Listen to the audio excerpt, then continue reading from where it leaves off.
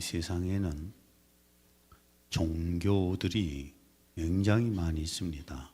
종교들이 굉장히 많이 있는데 우리는 그 종교를 좀 크게 두 부류로 나눌 수가 있습니다. 하나는 신을 중심으로 하여서 그 신을 의지함으로 삶을 조금 더 유익하게 평안하게 살고자 하는 그런 종교가 있고, 또 하나는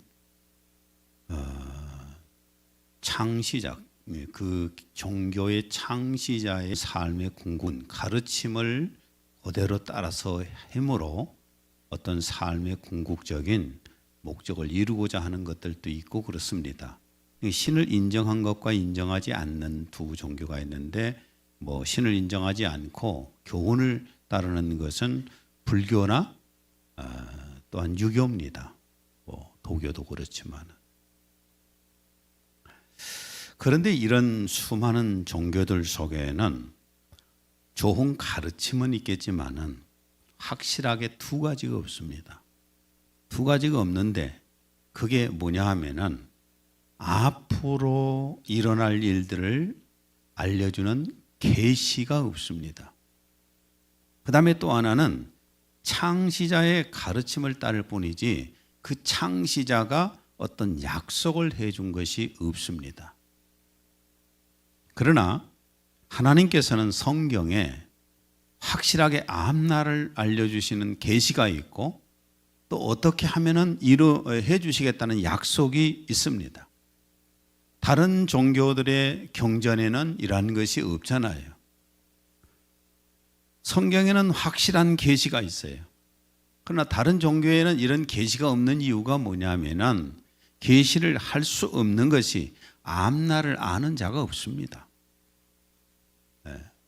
오늘 당장의 일도 모르는 게 사람인데 내일 일을 어떻게 알 것이며 10년 후를 어떻게 알 것이며 100년 후, 1000년 후를 어떻게 그 사람들이 알겠습니까? 그래서 계시라고 하는 것이 다른 종교의 경전에는 없습니다. 그러나 성경에는 있습니다. 계시는 헬라어로 아포칼립스인데 베일을 벗긴다.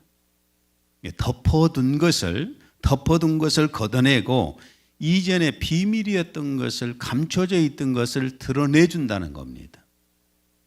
보자기로 덮어놨다가 밝혀준다는 겁니다. 감춰진 뒷날이나 앞날을 알려줄 수 있는 분이 누구냐면 하나님 한 분밖에 안 계세요. 사람은 모르잖아요. 성경은 하나님께서는 뒷날과 앞날들을 계시해 주시는 책이 바로 성경책입니다. 이사야 44장 6절에서 7절을 현대어로 읽습니다. 내가 처음이요 마지막이다. 내가 태초의 창조자이면서 동시에 최후의 심판자이다. 처음부터 끝까지 세계 역사를 지배하는 신은 나밖에 다른 아무도 없다. 이 점에서 누가 나와 겨룰 수 있느냐? 내가 인간을 창조한 이후부터 해오는 일을 또 누가 할 수 있느냐? 신들 가운데서 앞으로 올 일들을 예고한 일이 있었느냐? 그런 신이 있으면 내 앞으로 나와서 그런 일을 증명해 보아라.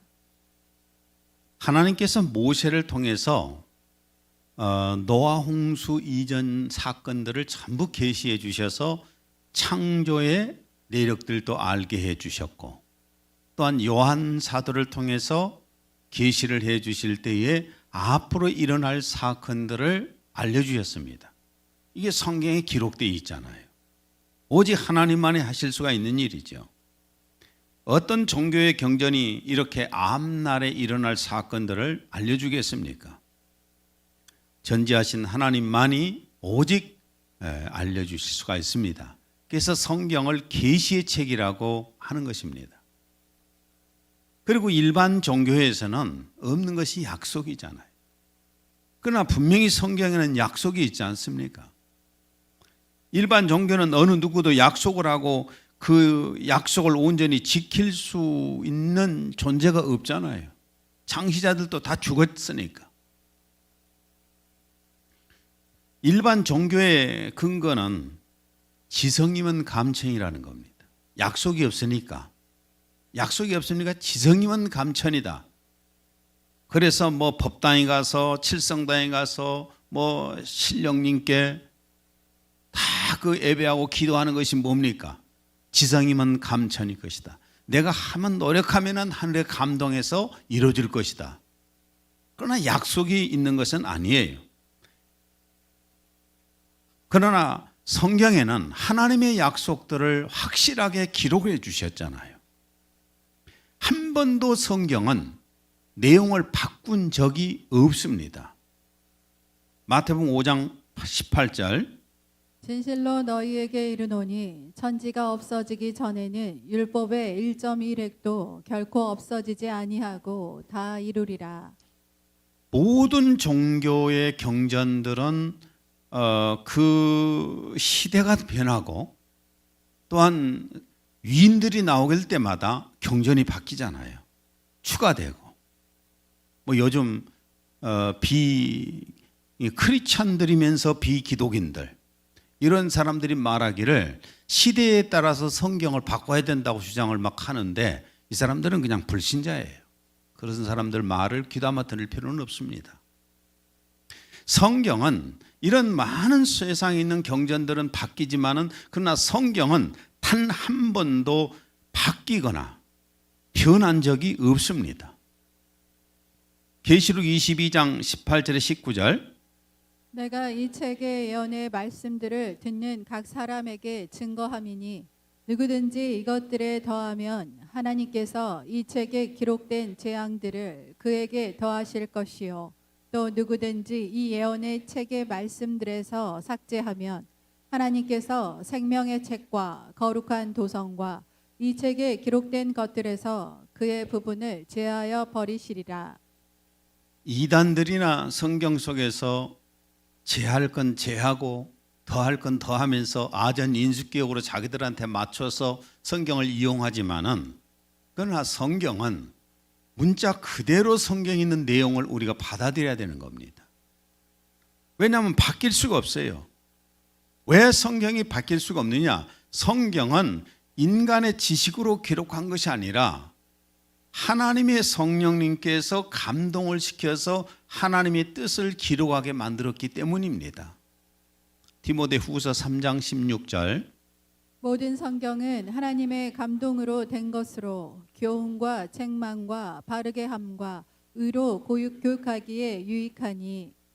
예, 이렇게 성경은 하나님께서 주신 것이기 때문에 계시가 있고 약속이 있는 것이고 그 계시가 보여졌고 또한 약속이 이루어진 겁니다. 그래서 약속 가운데 성경에서 가장 큰 약속은 구약과 신약이잖아요. 첫째 구약은 메시아 곧 그리스도께서 그리스도를 보내주시겠다는 약속이잖아요. 메시아 그리스도를 보내주시겠다. 이게 초림 약속이지 않습니까? 이사야 7장 14절 보라 처녀가 잉태하여 아들을 낳을 것이요 그의 이름을 임마누엘이라 하리라. 남자가 없이 처녀가 성령으로 임신해서 이 세상에 오신 분이 예수 그리스도지 않습니까? 이사야 53장 5절에서 6절 그가 찔림은 우리의 허물 때문이요 그가 상함은 우리의 죄악 때문이라.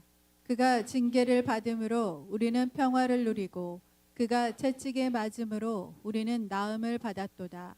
우리는 다 양 같아서 그릇 행하여 각기 제 길로 갔거늘 여호와께서는 우리 모두의 죄악을 그에게 담당시키셨도다. 구약에 하나님께서 약속해 주셨기 때문에 이 성경이 그대로 이루어진 거지요. 예수 그리스도가 이 땅에 오셔서 십자가에서 속죄 제물이 되심으로 그 피로 말미암아 우리 죄를 용서받게 해 주셨지 않습니까?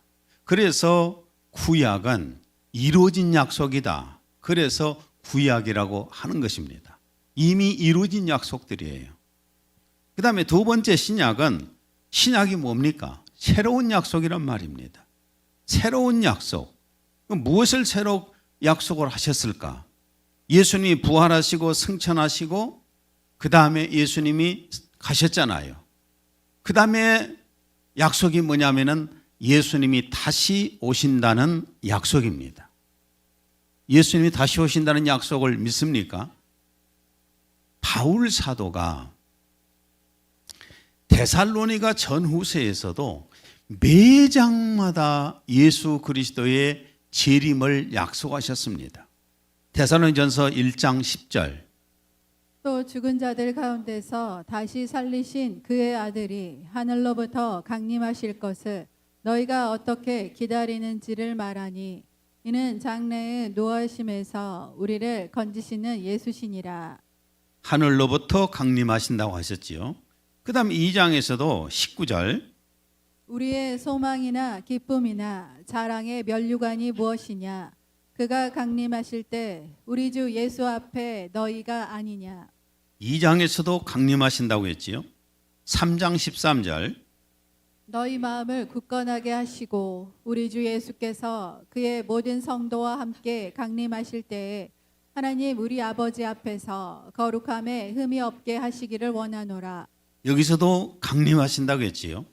그 다음에 4장 16절. 주께서 호령과 천사장의 소리와 하나님의 나팔 소리로 친히 하늘로부터 강림하시리니. 하늘로부터 강림해 오신다고 이 4장에서도 말씀했잖아요. 그 다음에 5장 23절. 평강의 하나님이 친히 너희를 온전히 거룩하게 하시고 또 너희의 온 영과 혼과 몸이 우리 주 예수 그리스도께서 강림하실 때에 흠없게 보존되기를 원하노라. 여기서도 강림하신다고 했잖아요. 근데 오늘 설교자들은 왜 예수님의 재림을 그렇게 강림하신다는 설교를 안 할까요? 데살로니가 후서에서도 예수 그리스도의 재림을 계속해서 바울 사도는 강조하고 있습니다. 데살로니가 후서 1장 7절. 주 예수께서 자기의 능력의 천사들과 함께 하늘로부터 불꽃 가운데에 나타나실 때에 예수께서 자기의 능력의 천사들과 함께 하늘로부터 불꽃 가운데 나타나실 때라고 또 했지 않습니까? 그 다음에 데살로니가 후서 2장 8절. 그때 불법한 자가 나타나리니 주 예수께서 그 입의 기운으로 그를 죽이시고 강림하여 나타나심으로 패하시리라. 2장 8절에서도 주님 오신다고 약속을 했지 않습니까? 신약에서만 해도 예수 그리스도의 강림은, 다시 오신다는 재림의 약속은 200번이 넘게 약속이 되어 있습니다. 여러분, 우리가 성경에 딱 한 번만 하나님께서 약속을 해 주셨어도 우리는 그걸 100% 믿습니다. 여러분, 왜 11조를 하십니까? 하나님께서 약속을 해 주셨잖아요. 복 주신다는 약속을 해 주셨잖아요. 그게 얼마나 많이 약속이 된 게 아니지 않습니까? 우리는 말라기 3장 10절 말씀 한 구절만 믿어도 그걸 믿습니다. 그런데 예수 그리스도의 재림은 200번이 넘게 신약에서만도 기록이 되어 있다니까요. 그런데 사람들은 왜 이걸 안 믿는지 모르겠어요. 민수기 23장 19절. 하나님은 사람이 아니시니 거짓말을 하지 않으시고 인생이 아니시니 후회가 없으시도다.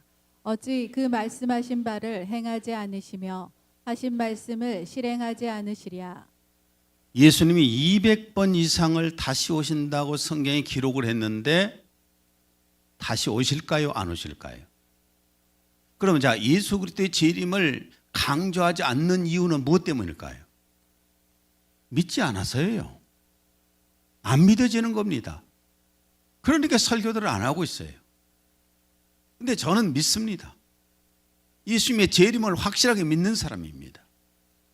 200번 이상이 약속되어 있는데 예수님은 자신의 재림 징조를 말씀하실 때에 무화과 나무와 다른 나무 비유로 또 말씀했습니다. 29절. 이에 비유로 이르시되 무화과 나무와 모든 나무를 보라. 무화과 나무와 또 모든 나무를 보라. 각 나라마다 국가를 상징하는 꽃이나 나무가 있지요. 우리나라는 뭐지요? 무궁화지요. 그 다음에 일본은 뭐지요? 사쿠라꽃이지요. 벚꽃. 근데 왜 우리나라에 사쿠라꽃이 많을까요? 일제 36년 동안에 일본인들이 우리 민족의 정신을 말살하기 위해서 무궁화를 없애버렸어요. 눈높이 꽃이라고 하면서 없애버리고 전국에 뭘 심었을까요? 사쿠라 꽃을 심었어요. 지금도 그 사쿠라 꽃에 미쳐 있잖아요. 사람들이. 네. 민족 정신이고 뭐 필요 없어요. 이쁘면 됐어. 우리 좀 그것도 좀 깊이 생각할 필요가 있어요. 나는 우리 사평집에다가 무궁화를 하나를 심어놨습니다. 우리나라의 꽃이니까 너무 이뻐요. 별 볼 일 없어요? 아니, 나는 내가 볼 때는 무궁화 꽃이 그렇게 이뻐요. 진도에를 가봤더니 그 군수가 그 진도 전체 이렇게 도로마다 무궁화 꽃을 심어놨는데요. 무궁화 꽃이 군락을 이루니까 너무 아름다워요. 벚꽃 일주일 파딱 쓰다 사라져버려요. 무궁화 계속 피어져요. 무궁화 꽃을 좋아하시기를 바랍니다. 그러니까 각 나라마다 이렇게 어떤 꽃이나 나무로 상징을 해요. 무궁화 나무는 이스라엘 민족을 상징하는 나무입니다. 예수님이 무화과는 내가 무화과하고 무궁화하고 자꾸 헷갈려요. 예수님이 열매를 맺지 못한 무화과 나무를 어느 날 가시다가 저주를 해버려요. 그래서 말라 죽어버립니다. 마태복음 21장 18절에서 19절. 이른 아침에 성으로 들어오실 때에 시장하신지라 길가에서 한 무화과 나무를 보시고 그리로 가사 잎사귀 밖에 아무것도 찾지 못하시고 나무에게 이르시되 이제부터 영원토록 내가 열매를 맺지 못하리라 하시니 무화과 나무가 곧 마른지라. 이 무화과 나무를 저주해서 말라버렸다는 것은 뭘 얘기하냐면은 우상 숭배로 인해서 하나님을 떠나버렸던 이 이스라엘 민족들의 멸망을 예언하신 거예요. 그리스도를 영접하지도 않고 그걸 예언하시기 위해서 무화과 나무를 저주해서 없애버린 겁니다. 마태복음 24장 1절 2절 현대어로 읽습니다. 예수께서 성전을 떠나실 때 제자들이 곁에 와서 성전의 여러 건물을 구경하자고 말하였다. 그러자 예수께서 이렇게 말씀하셨다. 내가 진정으로 말한다.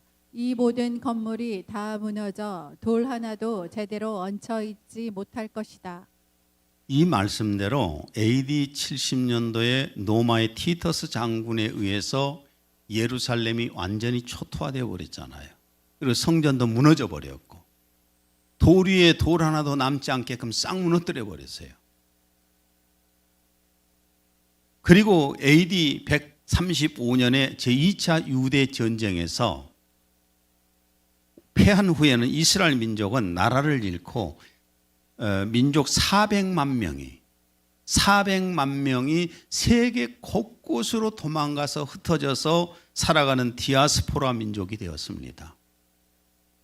예수님이 활동할 때 제가 이렇게 연대를 찾아봤더니 예수님이 활동할 때에 고대에 고구려 3대 왕 대무신왕이 통치를 하고 있었더라고요. 고구려 지도를 한번 봐보세요. 자, 우리 고대의 고구려라고 하면은 옛날 언제지요?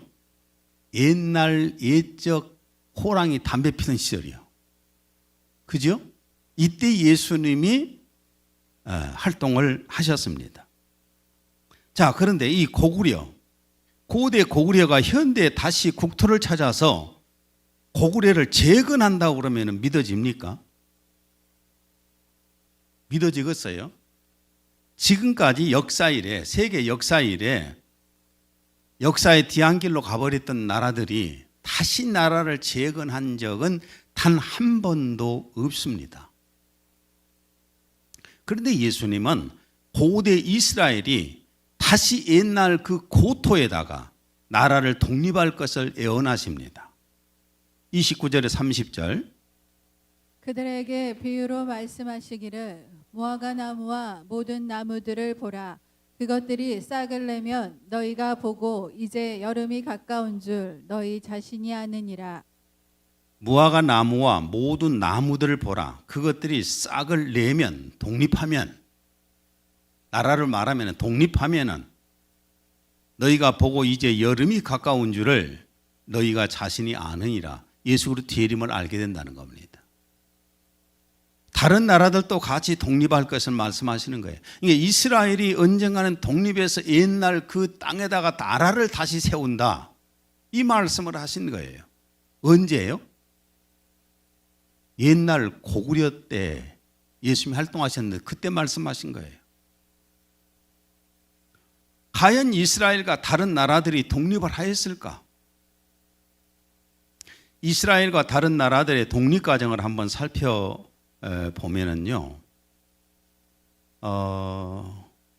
우리가 참 인류 역사에서 가장 아팠던 사건이 세계 2차 대전 때에 히틀러가 유대인들 600만 명을 죽인 학살한 사건입니다. 그런데 이 히틀러가 유대인들 600만 명을 학살한 사건에는 두 가지 이유가 있습니다. 그 중에 하나가 뭐냐면은 전쟁을 치러야 되는데 그 유대인들의 돈을, 경제적인 것들을 뺏어서 전쟁 자금을 만들어야 했습니다. 그것이 하나였고, 그 다음에는 또 하나가 뭐냐면은 인종주의, 곧 우생학 이론 때문이었습니다. 우생학 이론이라는 것은 인류의 모든 인종을 좋은 유전인자로 만들어서 그 인종들만 태어나게 하고 조금 좋지 않는 유전인자들은 싹 사라지게 만든다는 겁니다. 그래서 히틀러가 했던 그 정책이 뭐였냐면은 자기의 게르만족들만이 가장 절대적으로 우세하다고 그래서 게르만족들 가운데서 이쁘고 키 크고 잘되고 똑똑한 여자들 뽑아내고, 그 다음에 또 군인들 속에서 잘생기고 덩치 좋은 키 큰 그런 남자들만 전부 뽑아내서 두 사람들 사이에서 서로 간에 눈이 맞아서 결혼한 것이 아니라 잠을 자게 만들었어요. 그래서 거기서 아이가 태어나잖아요. 아이가 태어나면 다시 또 다른 그 여자를 다른 남자하고 자게 만들어서 거기서 아이가 태어나게 해서 오직 게르만족 가운데서도 아주 우월인자들만 만들어내려고 했던 정책이 히틀러 정책이에요. 그러니까 이 우생학자들은 진화론에서 나온 건데, 진화론 학자 찰스 다윈의 사촌 프랜시스 콜턴이 만든 학이 바로 이 우생학입니다. 이 우생학에서는 참 이게 그것이 만약에 이 인류에 퍼졌다면 어찌 되겠어요? 우세한 인종들만 계속해서 출생하게 만들고 유전인자가 열악한 사람들은 출산 못하게 정책을 했어요. 그리고 또 하나가 뭐였냐면은 전쟁을 치르면서 독일 국민들 마음을 하나로 모으기 위해서 한 것이 뭐냐 하면은 강력한 적을 만들어냈는데 그가 누구냐? 유대인들이에요. 유대인들을 강력히 미워하게 만들었습니다. 그래서 유대인들은 이 지구상에서 말살되어서 없어져야 되는 인종이라고 했고, 오직 게르만족이 전 세계를 지배해야 된다고 주장했던 것이 히틀러입니다. 거기에 그 연설 앞에서 독일 국민들이 막 열광을 해가지고 목숨 바쳐나가 전쟁을 했잖아요. 세계 2차 대전이 끝난 후에 독일의 히틀러가 항복을 하고 일본의 일왕이 항복을 했잖아요. 그러면서 전쟁이 끝났습니다. 전쟁이 끝난 후에 대부분 국가들은 식민지에서 해방이 됩니다. 우리나라는 일본으로부터 해방이 되었죠. 또 프랑스로부터 콩고 공화국이 해방되었고, 영국으로부터 인도나 바레인 왕국들이 독립이 되었습니다. 오랜 시간 동안에 이런 나라들이 그 식민지로 했었던 것이 세계 2차 대전 후에 독립들을 다 했어요. 그 외에도 많은 식민지 국가들이 해방되어서 나라를 독립했습니다. 그리고 특별히 영국이 전쟁 중에 팔레스타인 땅을 둘로 나누어서 이스라엘과 팔레스타인 양쪽에 국가를 세워주겠다고 했어요. 처음에는 이 아랍인들에게 전쟁을 이기기만 하면은 이 팔레스타인 국가를 땅을 너희들에게 주겠다. 그래서 팔레스타인 국가를 만들겠다. 이렇게 약속을 했습니다. 근데 유대인들한테는 돈이 필요하잖아요. 돈이 필요해서 만약에 전쟁에서 이기게 되면은 팔레스타인 땅에다 너희들을 독립시켜 주겠다. 이 양쪽에다가 약속을 했어요. 영국이 신사국가지요? 맞아요? 사기꾼이지요. 이런 식으로 보면은 양쪽에다 약속을 했어요. 근데 막상 전쟁이 끝나고 나니까 약속을 지킬 수가 없잖아요. 약속을 지킬 수가 없으니까 이 문제를 유엔에다가 그냥 넘겨버렸어요. 제가 역사를 얘기하는 겁니다. 유엔에다가 넘겨서 유엔은 이 팔레스타인 땅을 분할을 해서 한쪽은 유대인에게 한쪽이는 아랍권에다가 주겠다. 이렇게 돼가지고 제안을 했는데 유대인들은 이 분할 안에 찬성을 하고 나라를 독립하겠다고 했습니다. 그러나 아랍인들은 반대했어요. 그래서 유대인들은 찬성했기 때문에 1948년 5월 14일에 텔아비브에서 독립을 선언하고 기적적으로 2000년 만에 나라를 세웠습니다. 이스라엘을 재건했어요. 팔레스타인 지도를 한번 봐보세요. 저렇게 독립을 했습니다. 사실 뭐 조그마한 땅이에요. 작은 우리 전라남도 땅 반밖에 안 되는 땅인데 저기다가 독립을 했습니다. 그러나 이 불안함에 반대했던 아랍국은 지금도 이스라엘과 전쟁을 하잖아요. 끊임없이 우리는 찬성하지 못한다. 너희들은 나가야 된다. 지금도 전쟁하잖아요. 세계 2차 대전이 끝난 후에 수많은 나라들이 독립을 하고 이스라엘이 이렇게 독립을 한 거예요. 29절에 30절. 그들에게 비유로 말씀하시기를 무화과 나무와 모든 나무들을 보라. 그것들이 싹을 내면 너희가 보고 이제 여름이 가까운 줄 너희 자신이 아느니라. 이렇게 주님의 말씀은 반드시 이루어집니다. 우리는 내 눈앞에서 안 이루어지면 안 이루어진다고 자꾸 생각하거든요. 이것은 개미가 땅을 쳐다보는 것과 똑같은 거예요. 개미 눈으로 봐봐야 뭐 얼마나 보이겠어요. 사람이 개미를 볼 때 그들이 보면 뭘 얼마나 보겠습니까? 하나님께서는 멀리 보고 약속을 해주시는데 벌써 2000년이 흐른 후에 이스라엘 민족이 그 땅에다가 다시 나라를 재건을 했잖아요. 그리고 이스라엘이 독립할 때 수많은 국가들이 식민지로부터 해방되어서 독립을 했지 않습니까? 주님의 말씀은 한 번 약속하시면은 그 약속이 반드시 이루어지는 겁니다. 33절. 하늘과 땅은 없어져도 내 말은 결코 없어지지 아니하리라. 절대로 주님의 말씀은 바꾸지 않습니다. 그러면 그리스도 예수님은 언제 오실까? 물론 아무도 그 연월일치를 모른다고 했지 않습니까? 그런데 예수님은 오실 시점을 얘기를 해주셔요. 저는 지금 앞으로 몇 주간을 예수님의 재림에 대해서 말씀을 지금 전하려고 그러는데 오늘 첫 번째 시간인 겁니다. 그 첫 번째가 예수님이 약속하신 이스라엘의 해방, 이스라엘의 독립, 또 다른 나라들의 해방, 이 문제를 가지고 지금 말씀을 드렸습니다. 자, 33절.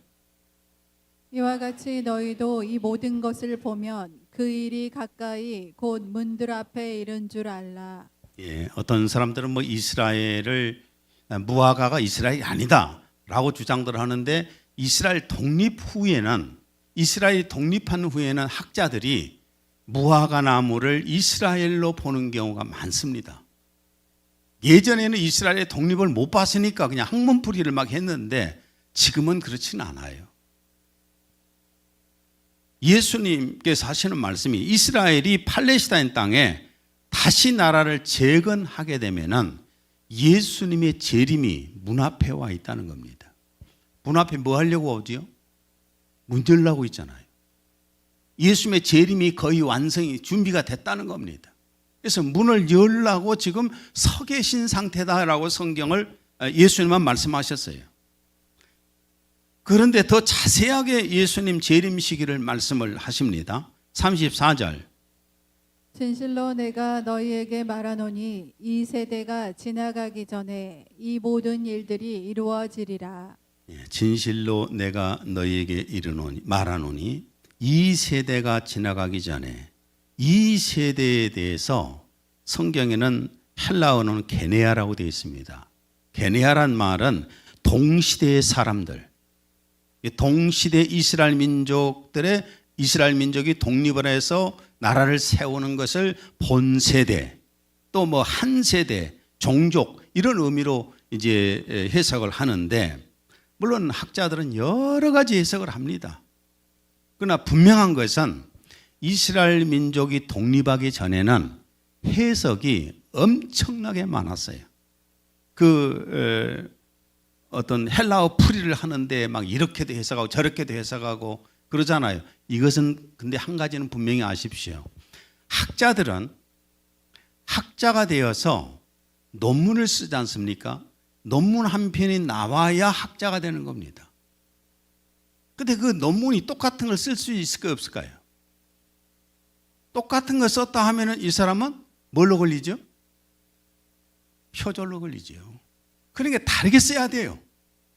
다르게 써서 학문적으로 인정을 받아야 됩니다. 그러니까 이 세대에 대해서도 수많은 학문들이 나와 있어요. 누구 거 따를까요, 그러면? 누구 학문 따르면 좋겠어요? 저는 누구 학문도 따르지 않습니다. 오늘 이 본문이 세대가 게네아, 동시대의 사람들이에요. 동시대의 사람들이라면은 이스라엘의 독립을 본 세대들이 다 죽기 전에 예수님이 오신다는 말씀이에요. 그러면 예수님의 재림이 지금 바로 앞에 닿지 않았을까요?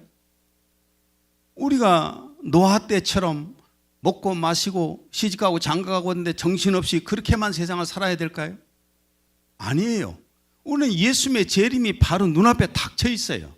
근데 우리는 그것을 잊어버리고 살잖아요. 예수님 재림을 하루 종일 한 번도 생각 안 하고 살아요. 그저 오늘 먹고 살기에 바쁘고, 오늘 즐기기에 바쁘고, 오늘 출세하기에 바쁘고 이렇게 살잖아요. 그러나 분명히 이 말씀을 통해서 우리가 느낄 수 있는 것은 지금 예수님이 오늘 오신다고 해도 전혀 이상할 것 없습니다. 42절. 그러므로 깨어있으라. 어느 시간에 너희 주께서 오실는지 너희가 알지 못하기 때문이라. 마태복음 24장 42절입니다. 그러므로 깨어있으라. 어떤 시간에 너희 주께서 오실는지 너희가 알지 못하기 때문이다. 우리가 정말 믿음의 사람이고 예수님의 재림을 믿는 사람이라면 지금 깨어서 준비해야 됩니다. 예수님의 초점에다 맞춰야 돼요. 세상 사람들이, 믿음 없는 사람들이 우리를 보고 무슨 저 사람들은 뭐 광신자들이라 막 이렇게 말할 수도 있겠지요. 그러나 내가 믿는 바대로 사는 거 아닙니까? 성경에 분명히 말씀하셨으니까 우리는 그걸 믿어야지요. 제가 예수님 믿은 지가 벌써 40년이 넘었어요. 40년이 넘었는데 40년 동안 내가 한 번도 바꾼 적이 없습니다. 내 신앙을. 내 믿는 바를 한 번도 바꾼 적이 없어요. 나는 40년 전에도 예수 그리스도의 재림을 강조하고 믿었어요. 주님 오신다고 믿었어요. 물론 그 날짜가 점점 지금은 줄어들고 있지만, 오실 날짜가 바로 눈앞에 닥쳐왔지만 한 번도 바뀐 적이 없습니다. 그리고 나는 이 세상에다가 내 인생을 바치려고 해본 적도 없습니다. 난 여러분에게 권하고 싶은 것은 담임 목사로서 예수님의 재림 가깝습니다. 예수님이 재림에 오실 때 여러분은 뭘 가지고 가실랍니까? 제 아내한테 그랬어요. 그 안 입는 옷 다 버리라고. 예수님 재림에 오실 때 가지고 가려면 얼마나 무겁냐고. 싹 버려보라고. 괜히 쓸데없는 거 등짝에다 들채미고 가려면 무겁잖아요. 그러니까 싹 버릴 건 버려버리고 홀가분하게 준비하라고 내가 그렇게 얘기를 했는데, 여러분 예수님 오실 때에 어차피 내 영혼이 부활되어서 가는 겁니다. 육체도 아니에요. 내 영혼이 신령한 몸으로 부활되어서 올라가기 때문에 싹 버리고 가야 돼요. 너무나 이 땅에다 무겁게 쟁여가지고 그 들채미고 영혼이 헐떡헐떡 하지 마십시오. 깨어서 준비하시기를 바랍니다. 기도합니다. 하나님 아버지, 오늘은 예수 그리스도의 재림의 소식을 첫 번째로 전했습니다. 이스라엘 민족이 옛날 고토 팔레스타인 땅에다 나라를 재건한 것을 본 세대가 다 지나가기 전에 주님이 오신다고 하셨습니다. 이제 이스라엘이 나라를 재건한 지도 벌써 오랜 시간이 흘러가고 있습니다. 80년이 다 되어가고 있는데 주님, 저희들 예수님의 재림 시기가 바로 되었은 것을 믿습니다. 주님의 재림을 믿고